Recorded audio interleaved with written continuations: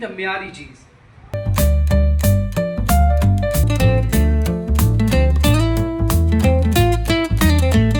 100% फ़र्क नज़र आता पे सी। उस्ताद शफकत हो रही हैं जी, माशाल्लाह ज़ैद भाई हैं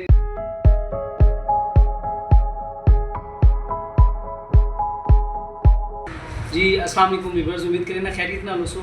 अच्छा व्यूअर्स, मेरी इस वक्त कंडीशन वेख तो तुहानू पता चलता भी हो सी कि मैं एक हमाम ते आया कटिंग करवाने। ब्लॉग बनाने का मकसद ये है कि मैं एक ऐसे हमाम ते आया जिहड़ा माशाल्लाह तुहाडे शहर का आउट क्लास हमाम है। सादा है लेकिन बहुत ही आला किस्म की इत्थे तुहानू सर्विस दी वेंदी है। वो भले उस्ताद शफकत साहब तो उन्होंने शागिर्द जनाब मिस्टर जैद साहब, इन्हों दोनों के हवाले ना अगर इन्हों की तुसां कटिंग की कारीगरी के हवाले ना गल करो तो वो इंशाल्लाह मैं कटिंग स्टार्ट करने तो पहले ता वीडियो बनाइए।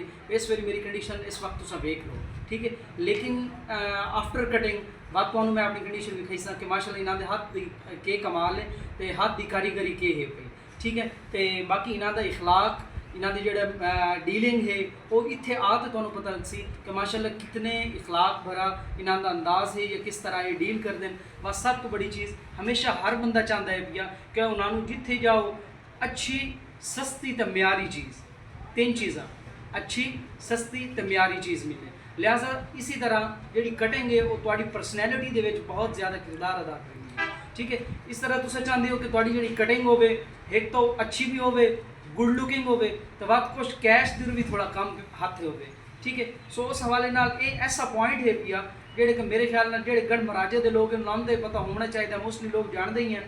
बहुत पुराना है हमाम है ले करेने जी कटिंग स्टार्ट, ताकि इस तो बाद मैं तुहानू दसां कि हुण दी लोग तुसां वेख लो। मैं इसे बारों फिलहाल मुँह ही नहीं धोता तो मतलब ना ही कोई कंघा किया है, सिर्फ इस बारों के बाद तुहानू मेरी लुक का पता लगे, ठीक है। इस दे विच तुहानू इन्हां दी कारीगरी का पता लग सी।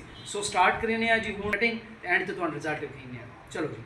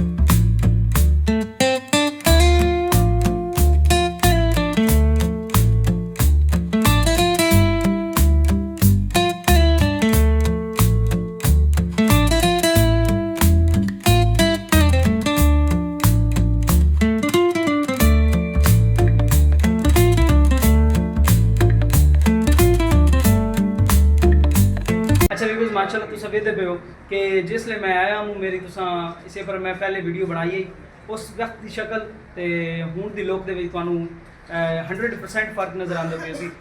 उस्ताद शफकत हो रही हैं जी, माशाल्लाह ज़ैद भाई हैं, इन्हों के हाथ की कारीगरी तुम वेखते पे हो। ये वीडियो बनाने का मकसद ये पिया कि माशाल्लाह इस हमाम के आते तुहानू एक क्वालिटी कंटेंट मिल सकता है, ठीक है। मतलब एक अच्छे म्यारी कटिंग मिल सकती है, सस्ती कटिंग है। बहुत गौर नाल सुन लो, सस्ती कटिंग तो अच्छी कटिंग तुहानू ये रिकमेंड करेना कि तुसा भाई जितने भी अगर बाहर से कोई हो वो इत्थे आते हो, या जितने गढ़ महाराजे जोड़े हूँ तो इत्थे नहीं आते तो तुहानू रिक्वेस्ट है कि तुम इत्थे ज़रूर आओ। मेरी लोग तुम वेखते पे हो जिसले मैं आया मोस्टली किमें आई तो असा जी उस्ताद का शुक्रिया अदा करें, इन्हें बहुत ही प्यारी लुक दी है तो माशाल्लाह हूँ इस लुक नाल असा जी ब्लॉग बनाई सी, ठीक है जनाब।